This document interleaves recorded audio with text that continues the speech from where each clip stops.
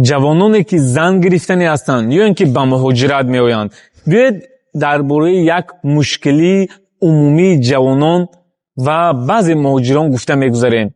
السلام علیکم دوستان عزیز. من از روی آنالیتیک کانال میدونم که قسم زیادی аудитория یعنی подписчикои من جوان دختران و جوان پسران هستند. قسم زیادی آنها همیشه در اینترنت میشینند و اینترنت رو полезно استفاده نمیبرند. مثلا آنها اینترنت رو برای شناسایی، برای صحبت کردن و با تماشای رولик های بیهوده که صرف میکنند که هم حال و هم آینده با آنها خیلی ضرر دارد. مثلا برای من در اینستاگرام زیاد می نویسند که اگر چه از چون سپیسوک بریم عروس مرا با چون سپیسوک پرتوف، یعنی حالا درباره کامنت‌های ایمو گپ نمیزنیم. الهیده یک ویدیو حتما میکنیم که حالا بچه‌ها درباره همین چیز گفته شدن. یک روز من در اونجا ایزوچت کرده، حتما درباره این هم ویدیو میکنم.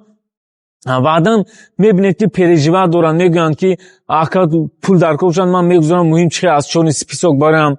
یکم شما خوب فکر کنید، وقتی یک نفر شما رو در چون سپیسوک پرتوف، یعنی شما در نزد دیگر قدر ندارید، شما کوشش نکنید که از چون سپیسوک برآمده قدر خود رو پست کرده باز دوباره نویسید.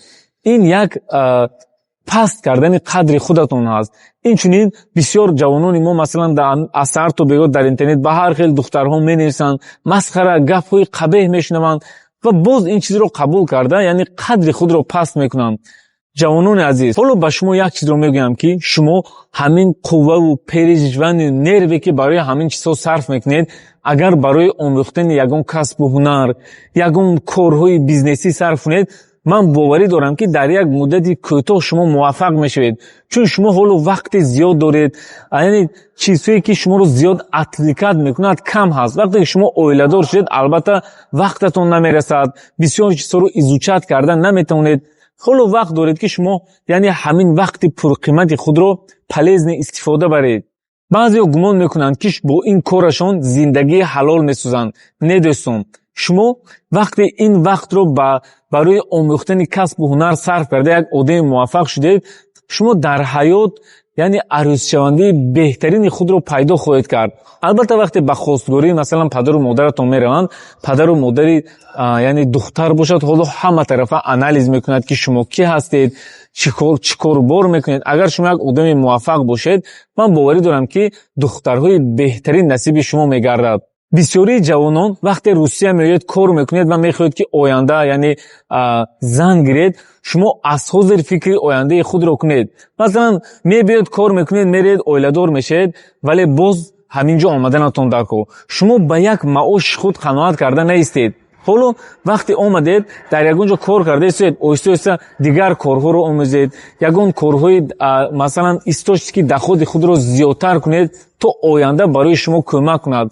مثلا می شود که شما در زمستان ها 2-3 ماه بیکار میمونید، یا اینچنین بعضی مهاجران میآیند قرض گرفته میرن، اسپید نمیکنند که پاتنت سپارند، بی دکومنت میمونند. در این حالت ها شما اگر کارهای آنلاینی از خانه شده این کارها رو یاد گیرید، حالا باز یک پرابلم دیگر هست که مثلا در مسکو که اوبلاست خیلی در دیگر جا نمیدونم، در اینجا تقریبا 1 ماه رجیستراسیون میبرد. اکثریت مردم ریسک نمیکنن، وقتی رجیستراسیون ندارن به بیرون نمیبرند، چند مدت بیکار میمونند. در این حالتو اگر شما چنین کارها رو دونید، یک پارتنر میوید، پارتنر کارهای بیرونی شما رو میکند، شما باشید از داخل خانه کارهای آنلاینی شما میکنید. چون البته این رو من از تجربه گفته شدم که بچهای کماند ما اکثریتش از خانه کار میکنند، قریب همه در خانه نشستگی کارهای خود رو پیش میبرند و در چنین حالتو شما زیاد پریژوت نمیکنید.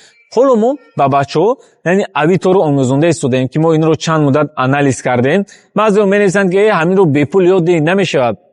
دوستان، ما الکی کورس‌های به پول هم از تجربه می‌دونیم، دادگی هستیم. این چنین کماند ما کورس 60000 والبریس رو هم با 15000 نفر به پول دادن، ولی از داخل آنها تقریبا 400 یا 500 نفر مغازه‌های خود را کشوندند و باقی مانده اهمیت ندادند، چون چیزی به پول است. ولی ما نرخ کورس رو به نهایت ارزان کرده 5 روزه اکسیا کردیم که برای همه دسترس باشد. یعنی حالا شما اگر مبلغتون نباشم کمی پیش پرداخت کرده میتونید و این عکس داخل شوید و وقتی انسان کمی مبلغ رصد میکند بعداً حرکت میکند، بعداً کوشش میکند که آینده یک کاری خودش رو سازد.